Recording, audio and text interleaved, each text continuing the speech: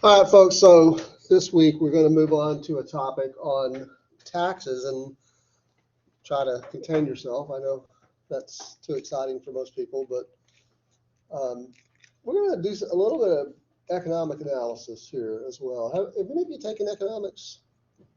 Like one person, even even in high school, you know, most of you, right? Don't you still have to take economics in high school? Yeah. Okay. So I think some of the basic things that we say, certainly at the start of today's class meeting, are going to sound familiar to you, but we're going to build a little bit. And I do understand that this is not an economics course, but I have this idea that doing some simple economic analysis really helps us understand some important questions that we need to ask about taxes. So, having said that, let's get us started here. Let me click this. All right, so here I thought we'd start by just sharing a quote that's attributed to Benjamin Franklin. You know, Benjamin Franklin is one of those very often quoted people, right? And I think sometimes it's difficult to know whether the quotes that are attributed to him are actually uh, said by him. But here's one that you've probably heard before, right? In this world, nothing can be said to be certain except for death and taxes. Um, Again, whether Benjamin Franklin actually said that, I don't know. Just let me just popped into my head here. If you ever find yourself engaged in a heated discussion with somebody, a debate, a difference of viewpoints, a argument, and you want to end that real quick, just begin your statement, whatever point you want to make with Benjamin Franklin once said, and that puts an end to it right there. Nobody wants to debate with Benjamin Franklin. Right? Here's another one I kind of like. This actually is also kind of, I think, apocryphal, maybe apocryphal, but former U.S. Supreme Court Justice Felix Frankfurter, that actually is his name, Felix Frankfurter, wrote a book about one of his predecessors on the court, Justice Oliver Wendell Holmes. And he tells this story in the book. And again, I don't know whether the story itself is true, but it's telling, right? Where Justice Holmes is reported to be having a conversation with one of his clerks. And the clerk says, "I hate paying taxes. Don't you hate paying taxes, Mr. Holmes?" And Mr. Holmes responds by, "No, young feller, I love paying taxes. And with them, I buy civilization," which is a little bit different take on taxes than the Benjamin Franklin thing. But it is true. Not only can we not avoid taxes in our lives, but we can't avoid them in this class, right? So we're going to talk a little bit about taxes in today's class meeting and into Thursday's class meeting. And I think that, one of the very interesting political questions that we invariably deal with when we talk about taxes is the question of who pays. So we're going to spend a good chunk of time here in today's class meeting and in Thursday's class meeting addressing this question of who pays taxes, because it's really not as straightforward as it seems initially. And that's why we have to do a little economic analysis. Let me suggest to you what I mean. Who pays sales tax? We have a general sales tax in Texas, right? Does anybody know what the rate is? What the general sales tax rate is in Texas? You go into a retail store and you buy an item on which the sales tax is placed. How much tax are you paying? Well, you read the chapter in anticipation of today's quiz, I hope, right? Some of the questions on that quiz were dealing with the chapter where the authors of the textbook deal with taxes, right? And they tell you in that chapter what the sales tax rate is. Who remembers? So the state rate is 6 1/4. Okay, and then local governments in Texas have options, and a penny for this jurisdiction, a penny for that jurisdiction, or half a penny for this jurisdiction, whatever. But the maximum is 8 1/4. And so in some places in Texas, it may be as little as 6 1/4. In other places, it may be it's up as high as 8 1/4. So here in Sugar Land, for example, you go to the mall and buy. Anybody go to the mall anymore? You go to the mall and you buy an item on which sales tax is imposed, say, just to keep the arithmetic easy, $10, right? I don't know if you can buy anything in the mall these days for $10, but you buy something for $10 and, the sales tax is 8.25. How much tax are you paying? Presumably. Well, that's simple arithmetic, right? How does that arithmetic work out? $10 times 8.25 is what? Am I missing? It's 83 cents, right? Okay. If it was $1, if the item was $1, you'd be paying 8.25, or 8 cents, right? So $10 is 83 cents. Okay, so a lot of the things that we're going to be doing in class today are relatively simple arithmetic. It helps if you just don't be shy and throw those answers out there, okay? All right, so anyway, now if I was to ask you who pays that tax, and I'm not asking you for an individual's name, I'm asking you for like a category of people. Who pays the general sales tax in Texas? What's your answer to that question? Who pays it? Well, which people? Okay, so consumers pay the sales tax on the items that they buy that are subject to the sales tax, right? And I think if we took a survey of 1,000 Texans at random and asked them, who pays the general sales tax, they would say the people. And then the press will say, oh, well, yeah, consumers, right? Because there are different groups of people. Right, like for example, if our choices are between consumers and sellers, who pays the sales tax? Now you say, oh yeah, you meant consumers, right? Not just people, right? Because sellers are people too. Sellers are people too. Yeah, so the consumers. Now, what if I was to say to you, are you sure? How many of you as consumers have ever written a check to the state of Texas or sent like an electronic payment to the state of Texas for sales tax?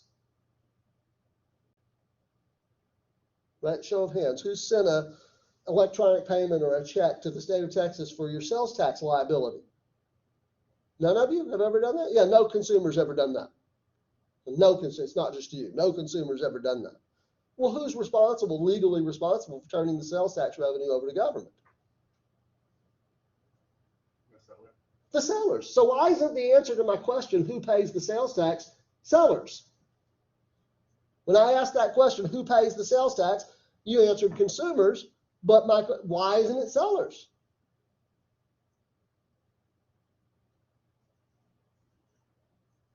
You say, oh, wait a minute, Fagan, I see what you're getting at. Okay, so what if the question is, who really pays the sales tax? Right? Like I hit that word really hit, italicize it, hit that word really. Who really pays the sales tax? Oh, I get it. You're saying that, well, the sellers may have the legal responsibility of turning the tax revenue over to government, but consumers are really feeling the economic pinch, right? The consumers are really the ones that are feeling the economic burden of the tax. Is that what you meant when you said consumers are paying sales tax? I think it is probably what you meant. I don't want to put words in your mouth, but I think that's probably what you meant. Did you? You were talking about what economists refer to as the economic incidence of the tax or economic burden of the tax. But it's important. Look, the reason I'm starting with this idea is because it's important to realize, using a couple of very basic economic concepts here, that it's important to understand that there may be a difference between who has the legal responsibility or the statutory incidence of the tax versus who actually bears the economic burden of the tax. But I think you're right. I think most consumers are convinced that whoever it is that's turning the tax revenue over to government, they're still the ones who are paying it. And the truth of the matter is that with the general sales tax, that's probably for the most part true. That consumers probably are, but not in its entirety. You want to be clear about that. Consumers are not bearing the entire burden of the general sales tax, okay? But probably most of it because of the way that the tax base is constructed with the general sales tax, okay? So a lot of the points that I want to make in today's class, I'm going to use to illustrate with a special kind of sales tax called an excise tax. Okay, so the general sales tax is on a lot of items. There are a lot of items that you can buy in Texas at the retail level that you're going to pay that 8.25 on. Again, maybe as little as 6.25, just depending on where you buy it. You're out in some country store, out in, you know, some rural area in Texas, it's probably going to be just 6 1/4. But here in Sugar Land, in Houston, the cities around Texas, it's going to be 8 1/4. Okay, so for most items on which, you know, we're talking about here, it's going to be the general sales tax. But there are some items that you pay tax on, or that taxes are imposed on, that are not subject to the general tax. They're subject to a special sales tax called an excise tax. So can anybody think of an example of that you consume on a regular basis? We're not paying a general sales tax, but you are paying tax. You're paying an excise tax, a special sales tax. I'll give you one, but then you got to give me one. You're going to have to put your concentration caps on in today's class session. If you haven't, you know, left it out in your car or something, go get it. Gasoline. When you go put gasoline in your car, you're not paying 8 1/4 sales tax on it. You're paying an excise tax. Okay, and we can talk about the amounts of that later, but it's per gallon, per unit. Okay, now give me another one. What would be another one where consumers aren't paying, or the tax? Let me stay away from saying consumers aren't paying. Where the tax that's imposed is per unit rather than a general sales tax based on the amount, like the sales price. Utilities like energy and gas. Yeah, I mean, you do have those aren't subject to the general sales tax. So yeah, it's a special tax. Okay. Cigarettes. Anybody here smoke? I don't smoke, so I can't tell you off the top of my head. I have some data in here somewhere we can look at in time, but I can't tell you how much it is per pack. But it's not 8 1/4. Right? The state of Texas has imposed a certain amount per pack. You know, 20 cigarette pack. Okay?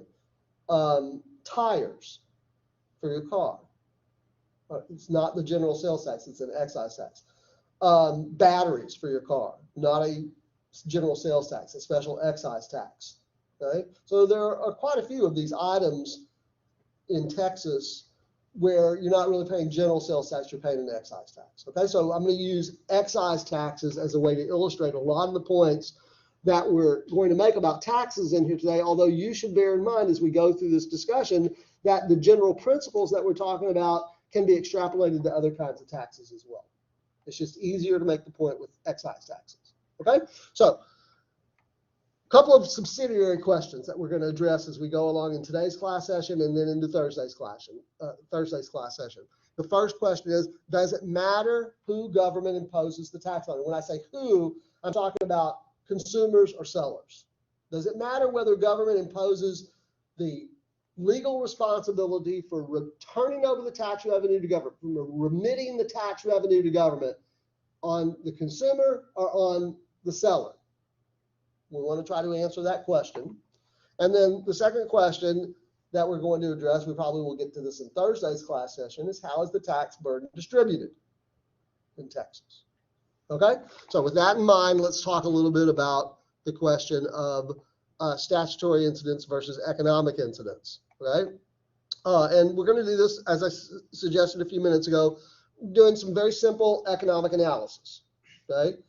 And I'm going to go through this kind of slowly. Some of you who have taken an economics course, it may be, you know, come very easily to you, but I'm going to operate on the assumption that, you know, no one in particular has this background. So I'm going to just kind of walk through it pretty slowly. All right. So typically economists represent a market for a good graphically.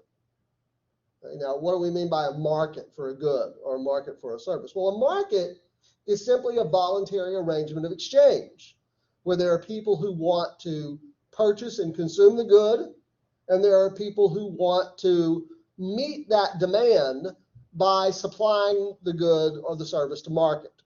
So it's easier to think about in terms of economic goods. There's a market out there for bottled water. There's a market out there for laptop computers. There's a market out there for cell phones. There's a market out there for eyeglasses, for apparel, for sporting equipment, for automobiles, for residential property, right? There's all kinds of markets out there. Just think about any good that people want to buy and consume, and there are other people out there who are willing to supply it to market or to supply it. That's called a market. It's a voluntary arrangement of exchange. By a voluntary arrangement of exchange, I mean nobody is forced into the market, right? You don't have to get into the market for bottled water. You don't have to buy bottled water if you don't want to. You don't have to have a laptop computer if you don't want to buy one, right? That's the way, private markets work. They're voluntary arrangements of exchange. So typically, economists represent any market for any good graphically by drawing a vertical axis like this to represent the price, okay? If we start at the origin of this axis, what's the price? 0. And as we move up the axis, vertically up the axis, what's happening to price? It's increasing, okay? And I'm just going to increase it here in $1 increments, okay? Just for the sake of illustration, okay? On a horizontal axis, economists represent demand or quantity, either quantity demanded or quantity supplied, okay? So quantity is on the horizontal axis, and again, if we start here, what is at the origin, what's the quantity? The output in the market is 0, and as we move to the right along the axis, it's increasing, right, in this fashion. So again, I'm just going to increase it in increments of 1, just for ease of illustration, all right? So we've got our two axes set up here. Now we want to represent each side of the market. And I can start with either side of it. It's just my convention to start with the demand side of the market, okay? So typically, how do economists represent the demand side of the market? Well, they represent it with a downward sloping to the right curve that looks like this. Not all demand curves look exactly like this, but this is a fairly typical way to introduce it, right? And what does this demand curve suggest about the relationship between the price of a good on the vertical axis and the quantity demanded of the good on the horizontal axis? What is the nature of that relationship? How would you describe it? What is the relationship between the price of a good and the quantity demanded of that good in the market?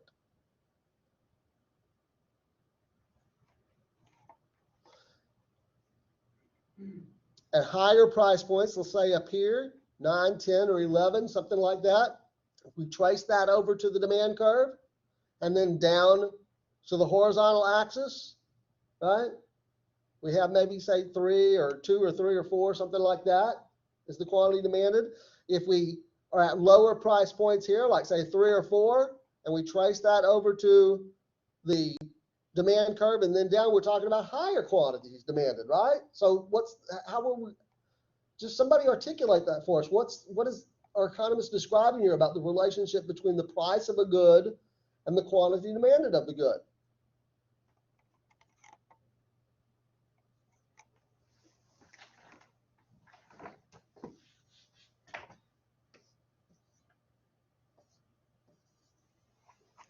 At higher price points, or as price, let's say it like this, as price increases, what will we expect to find with quantity demand?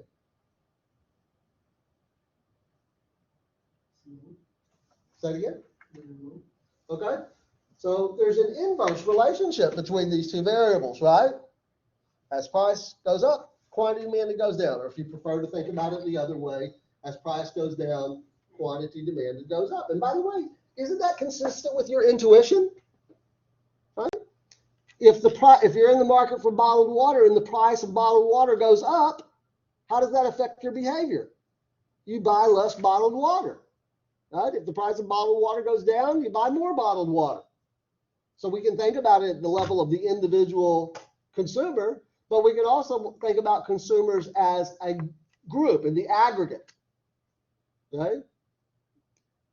The demand curve suggests what economists refer to as the law of demand. Why is it the law of demand? What does that mean? Like if you violate this thing, you're going to jail? No, not that kind of law. It's a scientific law, right? Like the laws of motion. It's a scientific law.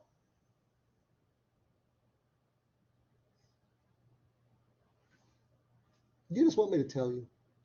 Surely you don't want me to just tell you. Huh?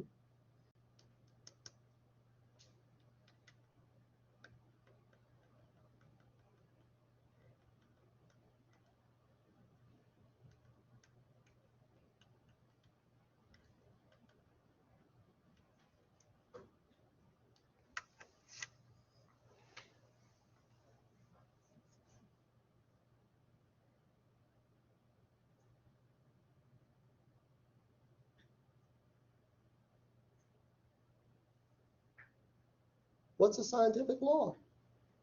Have you all like taken courses before? Like any at high school level or college level, any courses where you've been introduced to the idea of a scientific law? Okay, so what is it?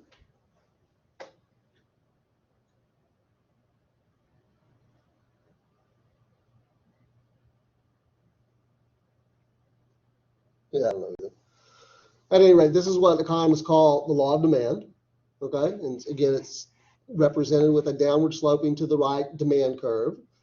Supply side of the market is typically represented with an upward sloping to the right curve like this, the supply curve, and that suggests a relationship between the price of a good and the quantity supplied to market.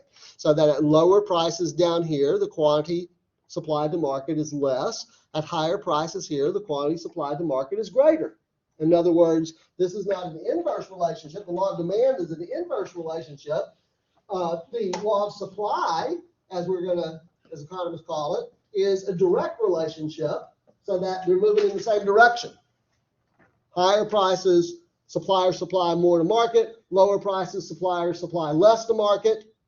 And that makes a lot of sense because, after all, suppliers are in the market in the first place because they want to maximize profit. And so if the price goes up, that sends them a signal to supply more to market. In the real world, is that the way that it works? Yes, it is. For example, if you think about the worldwide price of oil, if the price of oil goes up, then what signal does that send to oil producers? Produce more oil. After all, they're profit maximizers.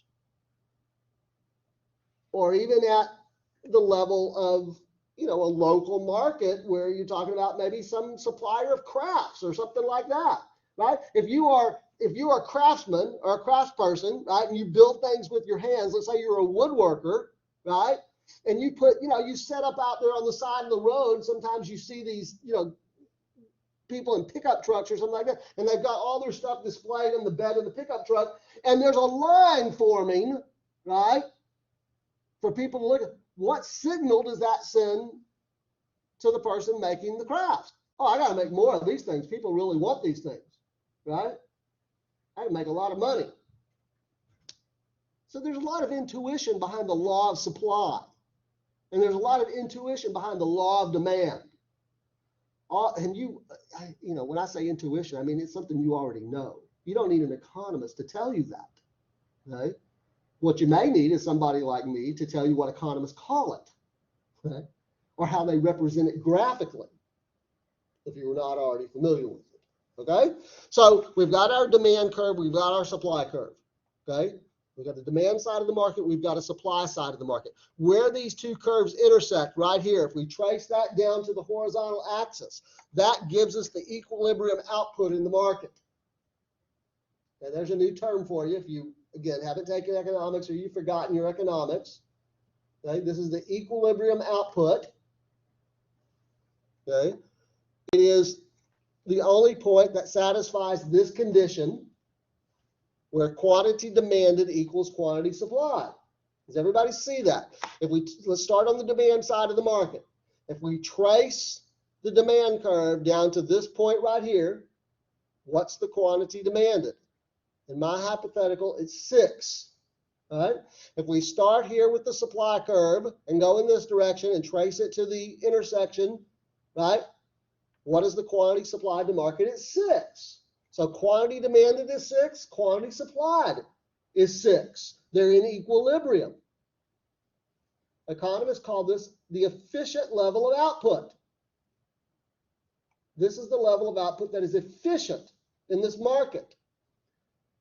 efficiency is one of those economic concepts that has a number of connotations, but I think for our purposes, maybe it's easy just to think of it as, there's no waste, right? There's like the society is allocating the appropriate resources to the production and consumption of this good, whatever this good is. The number that we've arbitrarily assigned to it, because it is just an artifact of the way I drew it up, is 6. And if you want to think about it in millions, 6 million. Now, if we trace the intersection of these two curves, the demand curve and the supply curve, over to the horizontal axis, that sets the price at $8.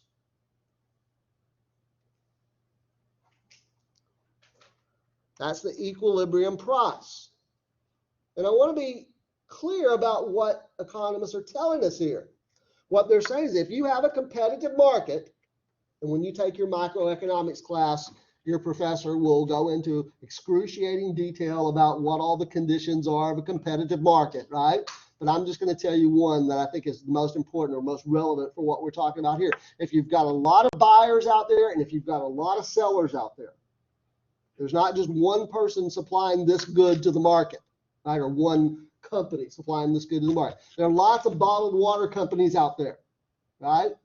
And there's lots of consumers for bottled water. I'm holding up, for those of you who are watching on video, you're seeing this graph on the screen, but I'm holding up a bottle of water, right?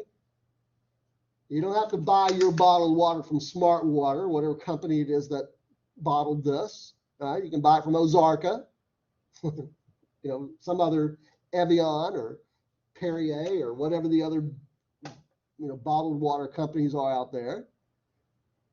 And I'm not the only company that they're selling to. Right? There are lots of buyers and lots of sellers out there. And I don't really know I can't give you a precise number of what constitutes a lot.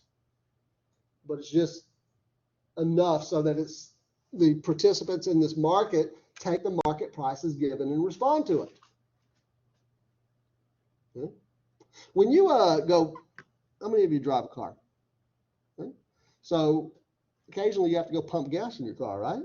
Now, when you go looking around for a place to pump your gas, do you find that like the price varies dramatically from one gas station to the next? It does. It varies. I'm not talking about over time. I'm talking about like right now. You leave after this class session is over, and the first thing that you do is you go pump gas in your car. There's a gas station across the interstate over here. There's one down the road. There's one down here, right? So are they all like varying, like dramatic differences in prices, or are they all tending toward the same price? What is the prevailing price out there now for regular unleaded gasoline? Like 87 octane. Like 385 or something like that? Does that sound right? Are there some gas stations that, is that not right? It's what? 350. Has it dropped a little bit since the last time I pumped gas? It can fluctuate over time, the price of gasoline, but I'm talking about like right now at this point in time. Right? Are there some gas stations out there that are pricing it at 350 something, whatever, I'm going to take your word for it, 350 something, but there are other gas stations that are pricing it at 450 and others that are pricing it at 250? No, that's not out there, right? They're all, not saying, when we say an equilibrium price, we don't mean they're all exactly the same. It's tending toward an equilibrium, right? And I think the market for gasoline, the retail market for gasoline, is a competitive market. There are lots of places out there where you can go pump gas, and there's lots of consumers to pump gas, okay? So it tends towards an equilibrium, but what I'm trying to say is that no single buyer, you as a consumer or any of your friends or family members or whatever, has enough purchasing power to set the price. You just take the market price as given and you respond to it, right? And the same thing is true on the supply side. At the retail level with gasoline out here, no single gas station operator, convenience store operator is setting the price of gasoline. They're taking the market price as given and responding to it. And they don't call each other. It's not like at the start of the business day, they call each other, how much are you pricing gas at today? Oh, I don't know, how much are you pricing gas today? It just happens. It's what Adam Smith, the great 18th century economist, referred to as the invisible hand of the market. And that sounds spooky and, like mystical and something, but it's not. It's just his way of saying that you have all these consumers out there and you have all these sellers out there, and their interactions with one another, given the fact that they're all rationally self-interested people, their interactions with one another produce an equilibrium price. Okay? So notice that this price point, in my example, $8, is the only price point that satisfies this equilibrium condition, which is quantity demanded equals quantity supplied. And so it's not individual consumers or individual sellers that set the price. It's not the government that sets the price. It's the market that sets the price in a competitive market. Now, there are all kinds of exceptions to that. And when you take your microeconomics class, you're going to learn all about those exceptions. You're going to learn about monopoly markets and monopolistic competition and duopolies and all that kind of stuff, right? Okay, but we're just taking the simple scenario because we actually want to move ahead to talk about taxes. We kind of have to understand this basic point first. All right, here's something else. If we take the difference between the market price and the price that consumers are willing to pay. Let me take this off of here for just a second, okay? So like when you, as a consumer, when you go to a store and buy an item, you have in your mind, whether you articulate it or not out loud, you have what we might call a reservation price, okay? So let's say for the sake of argument that my reservation price for a bottle of water is $2. You understand what I mean by reservation price? I'm telling myself, I'm not going to pay more than $2 for a bottle of water, okay? So I go into the store and I pick up a bottle of water. It's worth $2 to me, right? But I discover when the person operating the cash register scans the barcode that it's only $1.50. Am I happy about that, or am I irritated because I wanted to pay $2? If I'm a normal human being, I'm happy about it, right? Okay? Because now I have something that's worth $2 to me, but I also have 50 cents in my pocket. Okay? I'm actually literally, in this sense, 50 cents better off. I have my $2, right? I had $2 in my wallet when I started. I was willing to pay $2 for this, okay? I only had to pay $1.50. So I have this thing that's worth $2 to me, and I have the additional 50 cents. That's what economists call my consumer surplus. It's just the difference between what I was willing to pay for it versus what I had to pay. You're in the market to buy a new car. Somebody gives you $40,000. Your parents give you $40,000. I never had parents that would give me $40,000. But your parents give you $40,000. They say, okay, go buy yourself a car. Right? But $40,000 is all you got. They give it to you in cash. It's burning a hole. Like you go to the dealership, you got $40,000 spent, and you pick out a model, and the salesperson says, okay, that's $35,000. Is it rational for you to buy that car? You were willing to pay $40,000 for it, but now you only have to pay $35,000, right? And are you happy? Like you walk out of that dealership going, wow, man, not only did I get a car, I was going to pay $40,000, but I only had to pay $35,000. I'm literally $5,000 better off. That's the concept of a consumer surplus. All we're doing here is saying that we're taking all consumers together in the market. So it's the difference between what they would have paid, and that's just represented by the demand curve, okay, and the equilibrium price. So it's everything to the left of this point right here, above the equilibrium price and below the demand curve. It's the blue shaded area of this triangle. And because we can do simple arithmetic, we can actually calculate the consumer surplus, right? How would you calculate this? What is the consumer surplus here? The difference between what consumers would have paid on this axis here up to $12 minus the equilibrium price, which is 4, times, you know how to calculate the area of a rectangle, right? So it's height times length, right? or width times height, however they say that, right? So 12 minus 8 is 4, times, what's the length here? 6. So 4 times 6 is 24. But it's not a full rectangle, is it, right? It's only half of the rectangle, right? Well, we can divide that by 2, okay? And we have a consumer surplus in this market of what?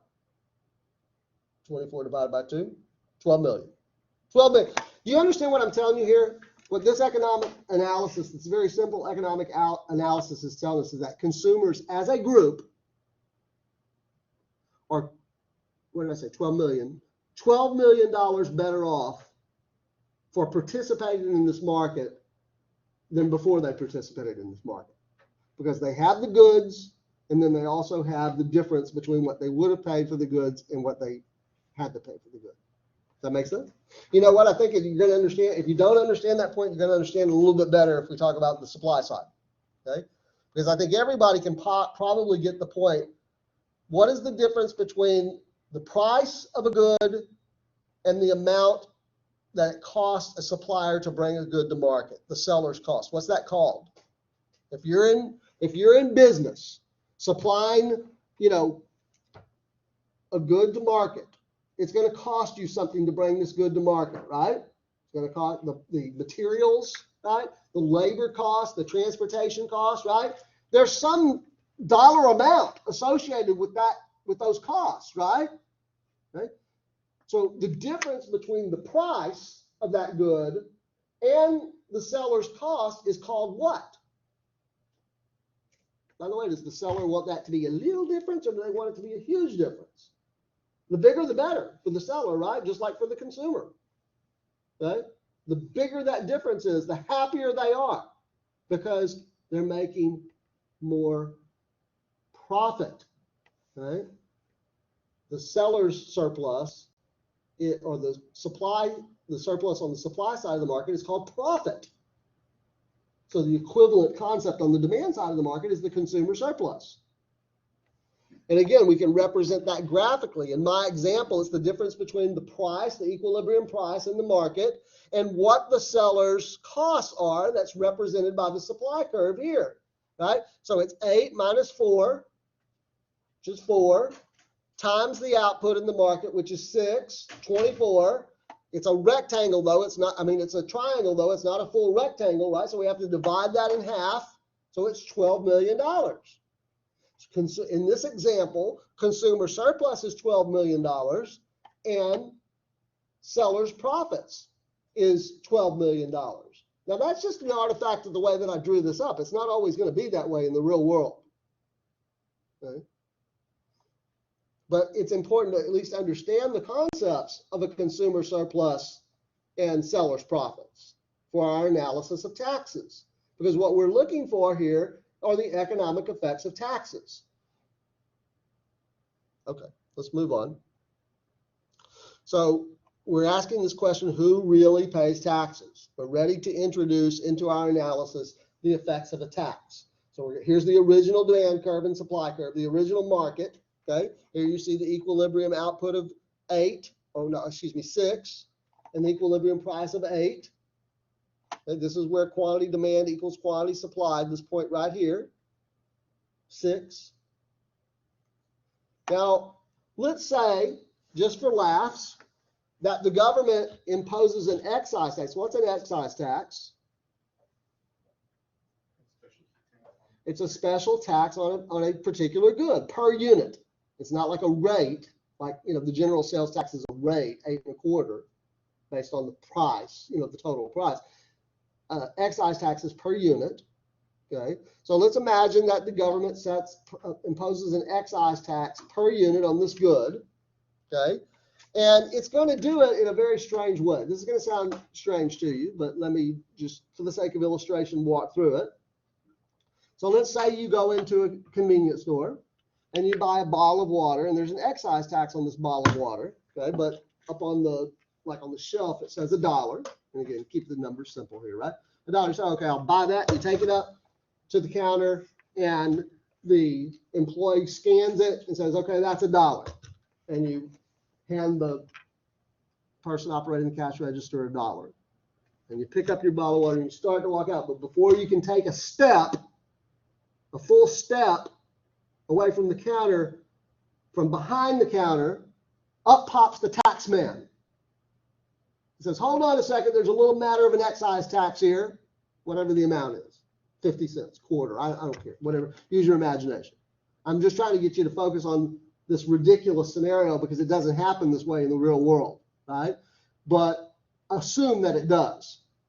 What economists are saying is that the government has imposed the statutory incidence of the tax, the legal responsibility for turning over the tax revenue to government on the consumer. With me?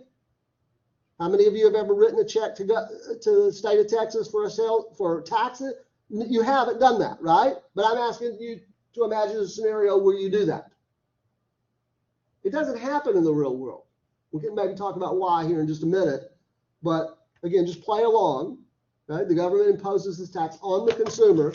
Now, the way that the economists draw this up graphically is to shift the demand curve inward toward the vertical axis this way. The red arrow suggesting a shift of the demand curve inward toward the horizontal axis in the amount of the tax. Okay, so we have a new demand curve here, and the amount of the tax, whatever this good is, we're going to say that the excise tax is $3 per unit. Okay, so we have this new demand curve here, and as relative to the previous demand curve, is a difference of $3. And notice that creates a new intersection here. The new demand curve is intersecting the supply curve here rather than up here. Okay, so we're going to trace that down to the horizontal axis, and you can see the first effect of a tax. Okay, this is not hypothetical. This is not stylized. I can promise you that one of the effects of an excise tax is always going to be to reduce output in the market. And in my example, from 6 million to 4 million. You can write that down as a given.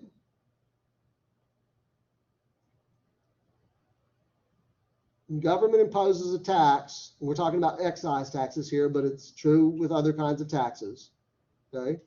When government imposes an excise tax, one of the very predictable economic effects of that is a reduction in output. We're not going to see an increase in output as a result of the tax. We're going to see a decrease in output. And in my example, again, from 6 to 4. We can also trace over to the horizontal axis. And actually what we're going to do here is we find that there are really two new price points, in effect, two new price points.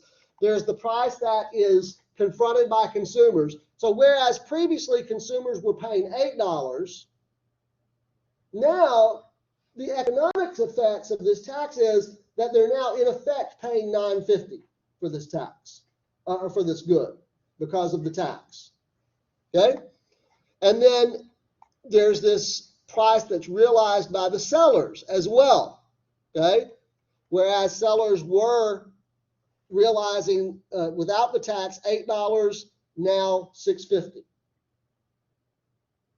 And what is the difference between the price confronted by consumers here, $9.50, and the price realized by sellers here, $6.50? Just asking you to do some simple subtraction. What's the difference? $3. It's the amount of the tax. Okay? Everybody see that? Now, we want to calculate the tax revenue to government. We have enough information out here now that we can calculate the tax revenue to government. We know that in this excise tax, it's per unit, right? $3 per unit. And how many units are there of output in this market with the tax? It's up there on the screen.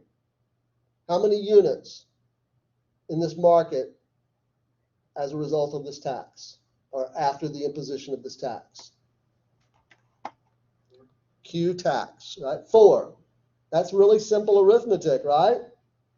It's 3 times 4, or 3 times 4 million. So what's the tax revenue to government?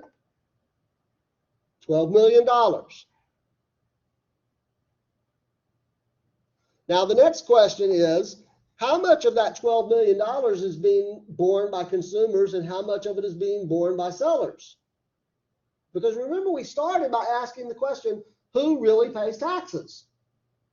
And it's not really, in most instances, it's not a matter of either or. It's either consumers or sellers.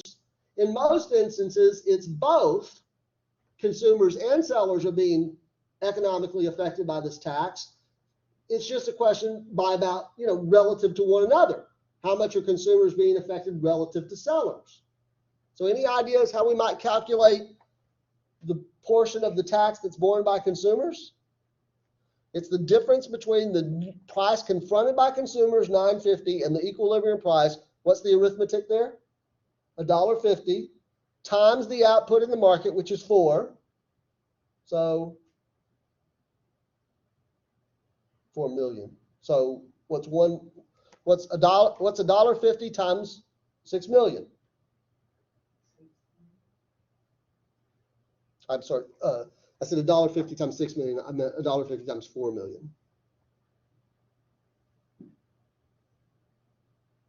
Yeah, you're right. Yeah, I heard you. I just realized what you said. 6 million. Yes. Okay.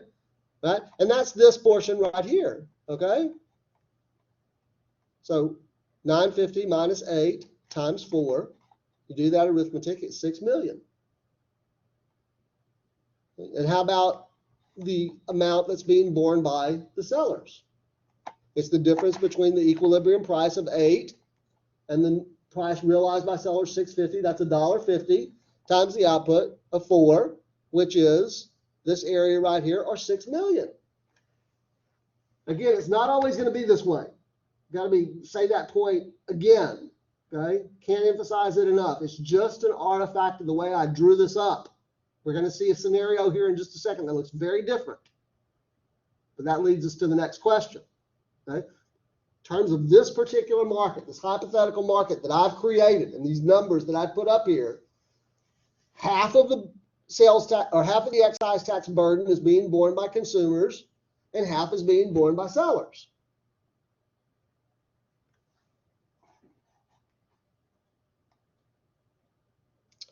Okay, questions about that?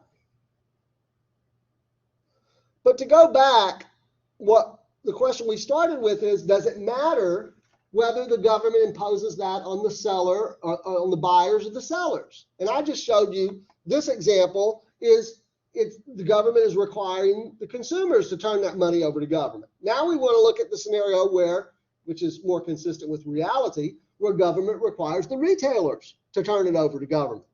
So how do economists represent that? Well, by shifting the supply curve inward towards the horizontal axis like this, in the amount of the tax per unit. So again, $3 is the amount of the tax. And notice again, look, I'm doing this all in one click, okay? But let me just show you here real quick what's happening. Look what happens. First, we're going to look to the reduction in output, right? What was it in the previous analysis? When it was on consumer, it was reduced from 6 to 4. What is it here? It's reduced from 6 to 4. So does it matter in terms of the output in the market? No, it doesn't matter in terms of the output in the market. Does it matter in terms of the tax revenue to government? What's the tax revenue to government here? It's $9.50 minus $6.50, which is $3, times the output, which is 4, $12 million. So does it matter? It doesn't matter. To government, it's still going to get $12 million in this scenario, whether it's imposed on buyers or sellers. Okay? And now how about the portion borne by consumers and the portion borne by sellers? 6 million and 6 million. It doesn't matter. All right? So the answer to the question, does it matter whether government imposes the legal responsibility of turning the tax over to government on the buyer or the seller? The answer is no, no, no, no. It doesn't matter. And if you're not entirely convinced, let me put them up here side by side so that you can see them together. This is exactly the analysis that we've just walked through. Okay? Notice the output. It goes from 6 to 4 in both cases. Okay?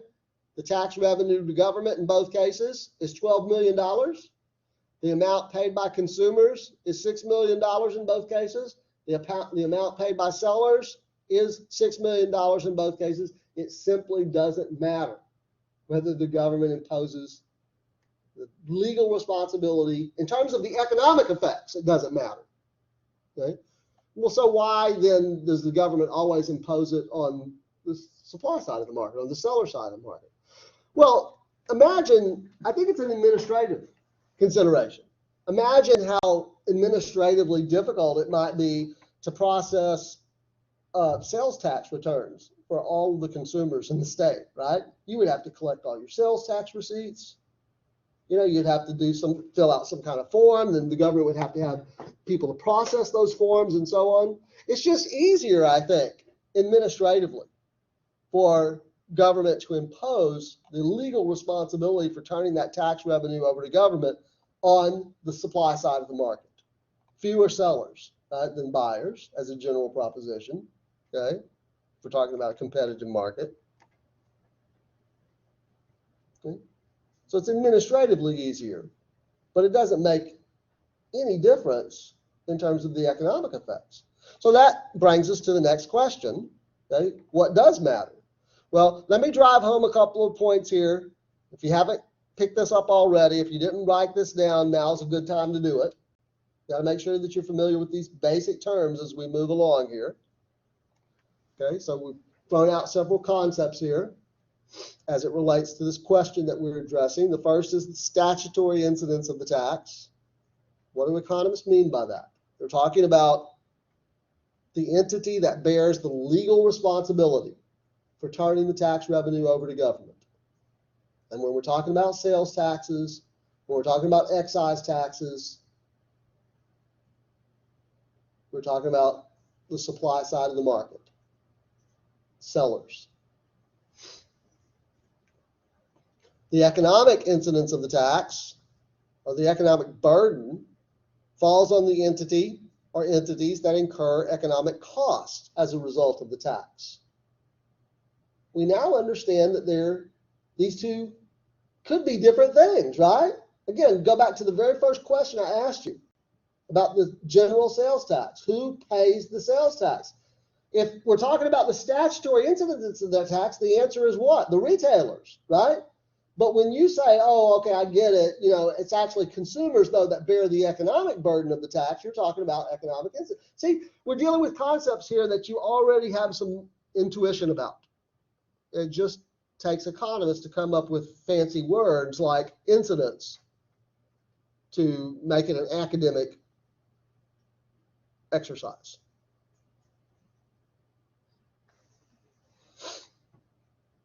But there's also something else that you are likely aware of, and you were probably aware of before you came to this classroom today, because your answer to that question about the sales tax illustrates it.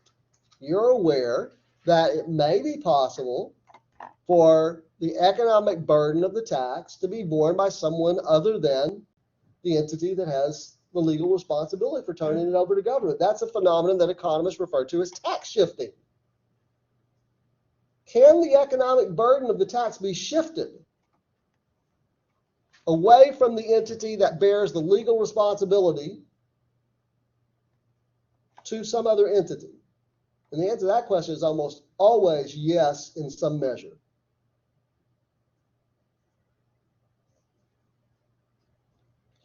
In most real-world instances, consumers are going to pay some of the tax. When I say pay, I mean feel the economic burden. Consumers are going to feel some of the economic burden, and sellers are going to feel some of the economic burden. But how much? One relative to the other. That's the next question for us. And the quick answer is it depends on elasticities. Okay, elasticities. And when you take your microeconomics class, your professor, when you take economics with Professor Gupta across the hall, we can hear him sometimes getting his class started. I guarantee you he talks about elasticities in his course. So when you take Professor Gupta's course, you're going to be ahead of your classmates because you're already going to know something, a little bit about elasticities. But I'm not going to go into all of the glorious detail that Professor Gupta goes into, undoubtedly. Even though I've never sat through one of his classes, but I can promise you he goes into some detail on elasticities. Because there are several different types of elasticities. There are price elasticities of demand, there are price elasticities of supply, there are income elasticities, there are cross, he'll get into that with you, okay? Or whoever you take economics with. I'm just going to focus on one, price elasticity of demand, because I think that is the one that really is most useful for us in understanding the point here that we're trying to get to about taxes. So what does the law of demand tell us? What's the relationship between price and quantity demanded? It's an inverse relationship, right? So that at higher prices, quantity demanded is less. At lower prices, quantity demanded. It's inverse. They move in opposite directions. And that's what that curve, that demand curve suggests. Okay? So the law of demand is the law of demand, right? You can't defy the law of demand. It's just, look, again, what do we mean by a scientific law? It's just a theory that's been tested out over so many repeated experiments that the scientific community just accepts it as a fact. I don't have to sit up here for an hour and a half doing this for you to become convinced that there's something called the law of gravity. In fact, Newton gave us that mathematically way back in the 1600s. Okay? It's a scientific law. It's a theory that's been tested out over so many repeated experiments, over so many repeated trials, that the scientific community, in this case, economists, just accept it as a truism. And there is a lot of evidence to support that this is how consumers behave.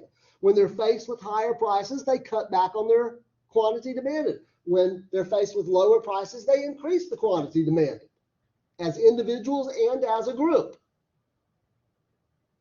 But elasticity is getting at the question of by how much?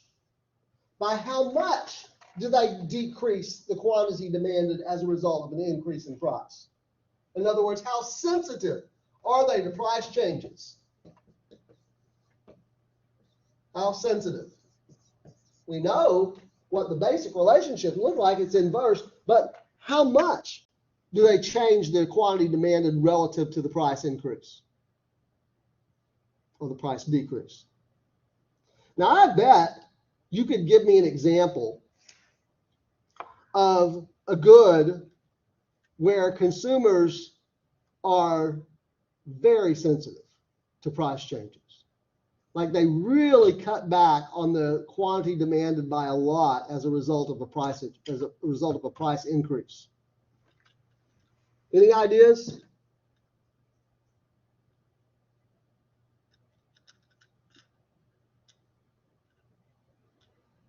I would speculate that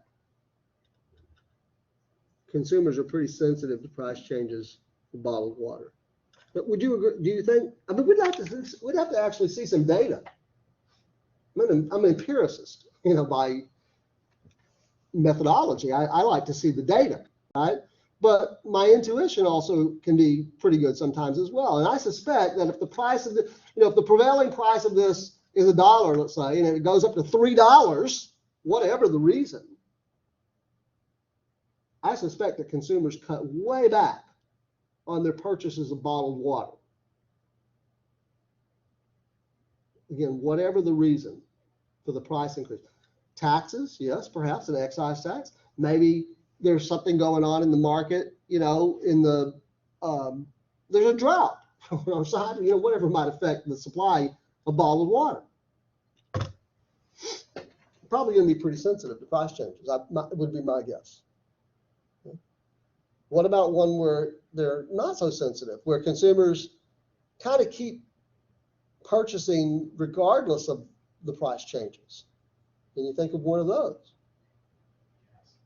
Gasoline, I think, is a good example, at least in the short run, right? Because with gasoline, people still have to get to work, right? They still have to go to school, wherever they go, to get their kids to and from school, all that kind of stuff. So they're still going to have to pump gas in their car. So it doesn't matter really in the short run. I think in the long run, that may be a different answer, because in the long run, people can do what? They can find a more fuel efficient car, or maybe they go to an electric car, right? Or maybe they find a way to carpool or take public transportation or something like that. But in the short run, I think you're probably right. It's going to be pretty much regardless of the price change. Another example that sometimes people are quick to give me, which I think is a good illustration, is tobacco products like cigarettes, right? You think that people who smoke, consumers who smoke cigarettes, are really sensitive to price changes or not so sensitive to price changes? Not so sensitive to price changes. They're addicted. One way I think that we can sort of begin to sort out the likelihood of whether it is going to be price elastic or price inelastic is to say, are there convenient substitutes? Are there convenient substitutes for this? Sure, right? You get a bottle kind of like the one Carrie has there, and you go to the water fountain and fill it up if the price of bottled water goes up dramatically. But for people who smoke, there's not a whole lot of substitutes. Okay, well, anyway, those are some things to think about. But the point here initially is just to understand what the concept of price elasticity of demand means. So if it's price elastic, we're saying that consumers are very sensitive. If it's price inelastic, we're saying that consumers are not very sensitive to price changes, whatever the source of the price change, including taxes. Okay, so let's look at an example of how the market might look when we have price inelastic demand. What does that mean? Price inelastic, consumers are not so sensitive to price changes. So typically the way that economists would graph that, show that graphically, is with a demand curve that is more steeply sloped like this. Because what this is suggesting, if you follow along here, like if you look up at the screen, right, notice that over a fairly large range of changes in price along the vertical axis, quantity demanded is not changing a lot. We can actually compute, if we have numbers, we can actually compute elasticities because it's percentage change. It's one percentage change is a ratio of another percentage change. Okay? But I just want, can you see that graphically? This demand curve, which is steeper here than what we were looking at previously, is suggesting that somehow consumers are not very responsive to price changes because the quantity demanded only changes by a little bit as a result of the price changes. Okay? Now, if we have price inelastic demand, as I've suggested here, then when we start doing the analysis, and I've just put the tax here, the statutory incidence of the tax on the demand side, although we've firmly established that it doesn't matter whether it's on the demand side or the supply side, right? So we're going to shift the demand curve in here, and look what the effects are. Now, we're going to see a decrease in output as a result of the tax. But compared to previously, now that we have inelastic demand, what would we say? Oh, look, it didn't decrease output by as much. Whereas previously it was 6 million to 4 million, now it's 6 million to 5 million. So there's going to be a decrease in output even here, but just not by as much. Okay? And now if we trace those new price points over to the vertical axis, we can see the amount of the tax here is $3, but now consumers are confronted with a price of $10.50, whereas it previously was $8, and sellers were realizing a price of $7.50. So what's the tax revenue to government? It's $3 per unit times the output in the market, which is what? 5 million. The arithmetic is now pretty straightforward, right? What's the tax revenue to government? $15 million. By the way, this should give you a very strong hint as to why governments tend to adopt excise taxes on things like cigarettes and gasoline as a first choice. Why would the state legislature in Austin, let's say the state of Texas is facing a budget crunch, kind of like the authors of your textbook told you happened back in the 1980s. If you read that chapter in anticipation of the quiz today, you remember what I'm talking about. They told you the story about how back in the 1980s, the state of Texas was faced with a real budget crunch because of the collapse in oil prices. And the state legislature had to find new sources of revenue to fund things like education and law enforcement and highways and all that kind of stuff, right? So the first thing that they do is go to things like cigarette taxes. and gasoline taxes. Why? Well, because relatively speaking, it produces more revenue when it's price inelastic, but also it's a stable source of revenue because consumers simply don't change their behavior that much. If you ever hear a politician in the course of the political debate say, we want to impose a hefty tax on cigarettes because we want to encourage people to stop smoking, you should immediately call them a liar. You liar. Well, it could be that they're ignorant, right? Because politicians sometimes will say things out of ignorance, just like the rest of us, okay? But the truth of the matter is that there's no evidence for us to think that raising the tax per pack of cigarettes is going to have much effect on the behavior of smokers. What it does do, however, is produce a pretty stable stream of revenue for government. There's no evidence in the short run that increasing the gasoline tax, results in a sharp decrease in gasoline consumption in the short run. So that's why governments tend to go for these kinds of excise taxes first on these goods where the demand is price inelastic. How much of it is being borne by, how much of this $15 million is being borne by consumers?